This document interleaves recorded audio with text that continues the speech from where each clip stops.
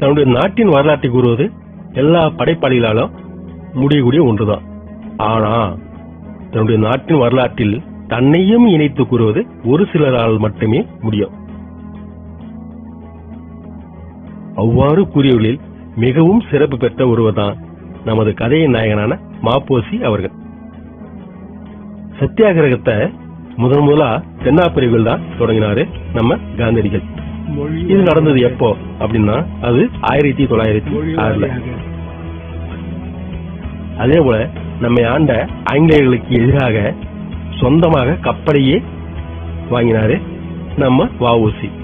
இது நடந்ததும் அதே 1906 தான். இவ்வளவு சிறப்பு மிக்க அதே 1906 தான் நம்ம ஐயா மாப்போசியும் பிறந்தாரு. அவங்க அப்பா பேரு பொன்னுசாமி, அம்மா பேரு சிவகாமி. வசதி வாய்ப்புகள் இல்லாதனாலேயே அவரால் 3ஆம் வகுப்புல முழுமையாக முடிக்க முடியவில்லை. இருந்தாலும் அதற்காக வீட்டுல முடங்கி போகல. அம்மா கற்றுக் கொடுத்த அள்ளி அரசாணி மாலை, பவளக்குடி இதெல்லாம் கேட்டு தன்னுடைய இலக்கிய அறிவை வளர்த்து கொண்டார். அதோடு நில்லாம புலியூர் ஞானியாரடிகள்கிட்ட போயிட்டு இலக்கியத்துல கேள்வி ஞானம் கொண்டு மேலும் மேலும் தன்னுடைய கேள்வி அறிவை வளர்த்து கொண்டார். அதோடு விட்டாரா என்றால் இல்லை. புதிய புத்தகங்கள் வாங்குவதற்கு அவர் மனம் துடிக்கிறது. ஆனா வாங்குவதற்கு பணம் இல்லை. படிக்க வேண்டும் என்னும் ஆர்வமும் அவரை விடவில்லை. அதனால பழைய புத்தகங்கள் விற்கக்கூடிய இடத்திற்கு சென்று பழைய புத்தகங்களை நிறைய வாங்கி படிக்கிறார். எப்படி என்றால் தன்னுடைய உணவிற்காக வைத்திருந்த பணத்தை கொண்டு.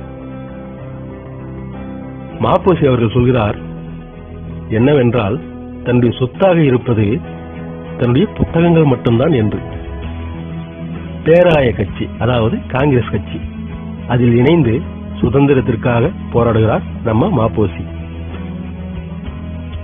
1932 தமிழா துள்ளி எழு என்னும் துண்டறிக்கை ஆங்கிலேய ஆட்சிக்கு எதிராக மக்கள்கிட்ட கொண்டு சேர்க்கிறார்.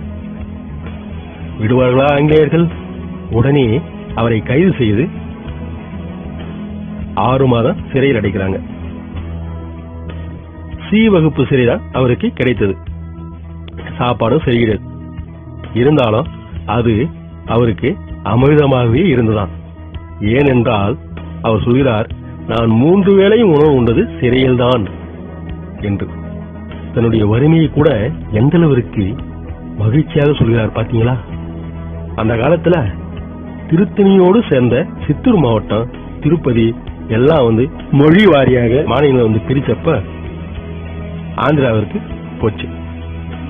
இருந்தாலும் தமிழாசன் மங்களங்கையரோடு சேர்ந்து போராடி திருத்தணி உள்ளடக்கிய சித்தூரை தமிழ்நாட்டிற்கு கொண்டு வந்தாங்க. சென்னையும் ஆந்திராவிற்கு போக இருந்தது.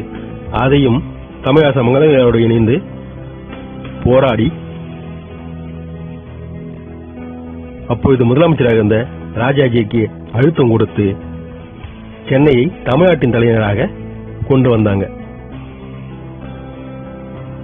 கேரளா தமிழ்நாட்டிலிருந்து பிரிஞ்சப்ப தமிழ்நாட்டில் தமிழ் பேசக்கூடிய இடங்கள் எல்லாம் கேரளாவுக்கு போயிடுச்சு. மார்ஷல் நேசமணி என்பவரின் துணையுடன் போராடி கல்குளம், தோவாலை, விளவங்கோடு, அகத்தீஸ்வரம், செங்கோட்டை இதெல்லாம் மீட்டாரு நம்ம மாப்போசி. ஆனா பீர்மேடு, தேவிகுளம் இதெல்லாம் மீட்க முடியல என்கிறாரு நம்ம மாப்போசி. புறநானூற்றிலேயும் சிலப்பதிகாரத்திலேயும் நம்ம தமிழ்நாட்டுடைய எல்லையாக வேங்கடமலையும் குமரிமுனையும் இருந்ததுன்னு சொல்றாங்க. ஆனா என்னால முழுமையாக கொண்டு வர முடியல என்றாலும் ஓரளவிற்காவது கொண்டு வந்தேன், அதுவே எனக்கு பெருமைதான் என்கிறாரு நம்ம மாப்போசி. எவ்வளவோ நூல்களை அவர் படித்திருந்தாலும் அவருக்கு மிகவும் பிடித்த நூலாக குறிப்பிடுவது சிலப்பதிகாரத்தை தான். ஏனென்றால் அதில்தான் முதன்முறையாக சேரநாடு, சோழ நாடு, பாண்டிய நாடு இந்த 3 நாடுகளையும் இணைத்து தமிழ்நாடு என்று சொல்லியிருக்காங்க என்று கூறுகிறார். சிலப்பதிகாரத்தை மாப்போசி அவர்கள் மேலும் மேலும் சிறப்பு செய்ததனால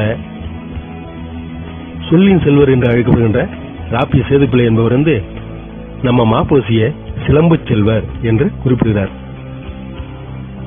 தமிழரசு கழகம் என்று ஒரு கழகத்தை வந்து தமிழுக்காகவே தொடங்கி அதன் மூலமாக தமிழ் வளர்ச்சிக்கு நிறைய பாடுபட்டார். இவர் நிறைய நூல்களை வந்து எழுதியிருக்காரு. இவர் இயற்றிய வள்ளலார் கண்ட ஒருமைப்பாடு என்ற நூலுக்கு சாகித்ய அகாடமி விருது வந்து கொடுத்து கௌரவிச்சிருக்காங்க. படிக்கவில்லை என்றாலும் கேள்வி ஞானத்தினாலேயே நிறைய உள்வாங்கி தானே சுயமாக கற்று உலகமே போற்றக்கூடிய மாபெரும் படைப்பாளியாக இருந்தவர் தான் நம்ம மாப்போசி. அதனாலதான் தமிழ் அரசு இவருக்கு சென்னையிலும் திருத்தணியிலும் சிலையை வந்து நிறுவியிருக்காங்க.